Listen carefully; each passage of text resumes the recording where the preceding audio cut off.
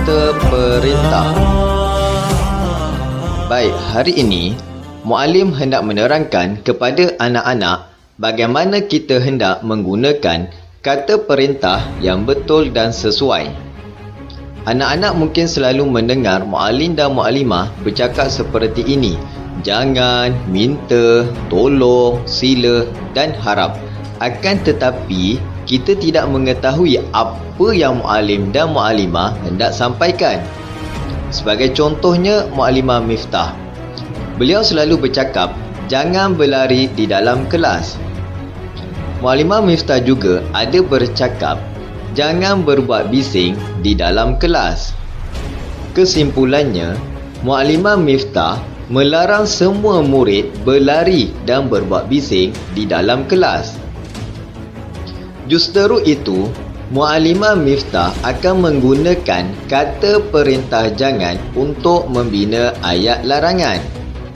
Ataupun ayat yang menunjukkan larangan, kita hendaklah menggunakan kata perintah jangan.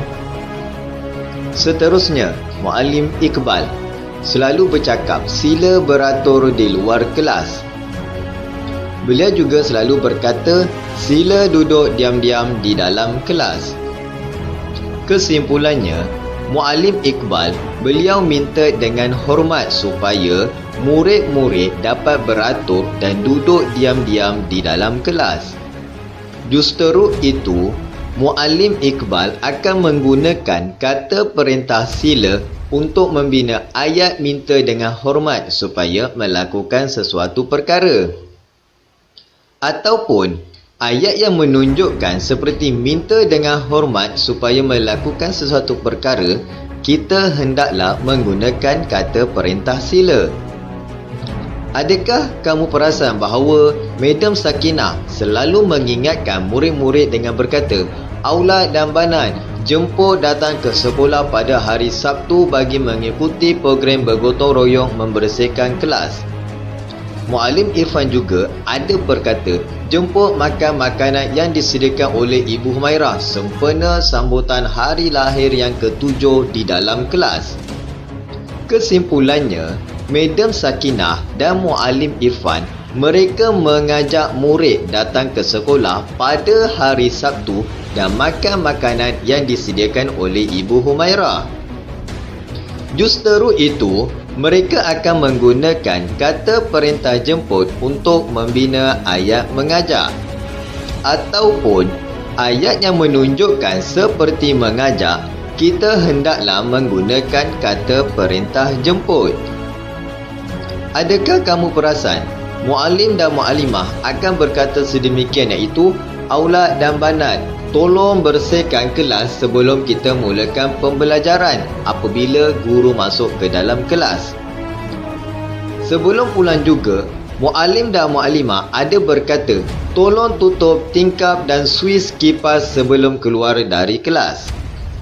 Kesimpulannya, muallim dan muallimah sedang minta bantuan daripada anak-anak untuk bersihkan kelas dan menutup semua suis elektrik. Justeru itu, mereka akan menggunakan kata perintah tolong untuk membina ayat minta bantuan. Ataupun ayat yang menunjukkan seperti minta bantuan, kita hendaklah menggunakan kata perintah tolong. Cuba teka, bilakah muallim dan muallimah akan berkata sedemikian, iaitu harap aulad dan banat dapat mendengar muallim atau muallimah sedang mengajar. Kebiasaannya sebelum memulakan kelas.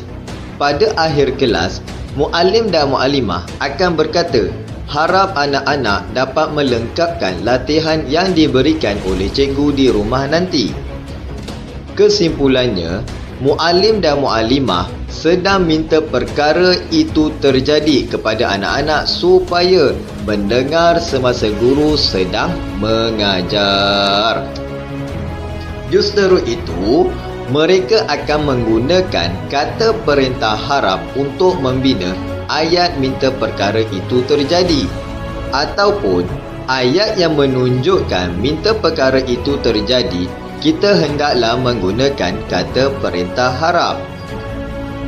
Tahukah kamu, semua ayat yang diperkatakan oleh muallim dan muallimah ialah ayat perintah. Kata perintah jangan digunakan untuk larangan. Contohnya, jangan keluar rumah semasa PKP ini. Kata perintah sila digunakan untuk minta dengan hormat. Contohnya, sila duduk di dalam rumah semasa PKP. Kata perintah jemput digunakan untuk mengajak. Contohnya, jemput makan. Kata perintah tolong digunakan untuk minta bantuan. Contohnya, tolong putuskan rantaian COVID-19. Kata perintah harap digunakan untuk minta supaya perkara itu terjadi. Contohnya, harap wabak COVID-19 berjaya dihentikan. Praktis 1. Kata perintah. Aktiviti 1. Arahannya. Isi tempat kosong dengan jawapan yang betul.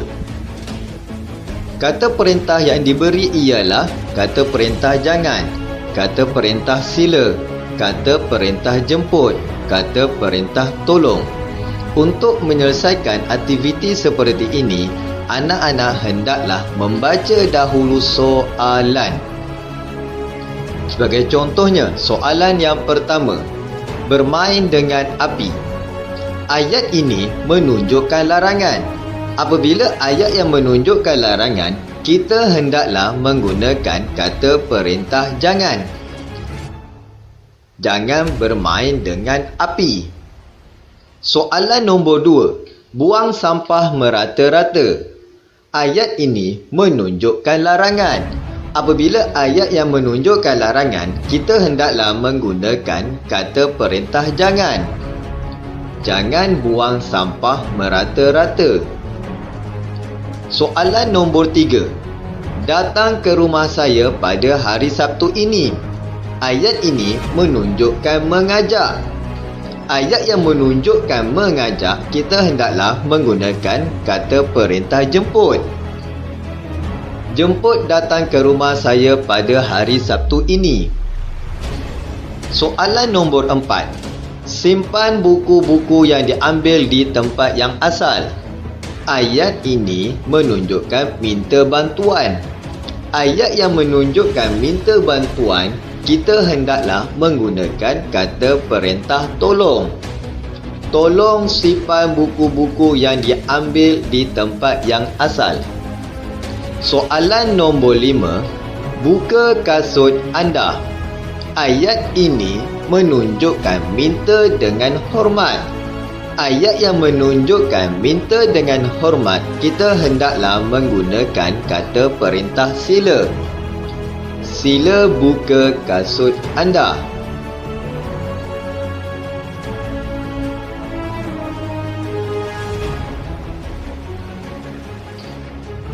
Sekian, terima kasih.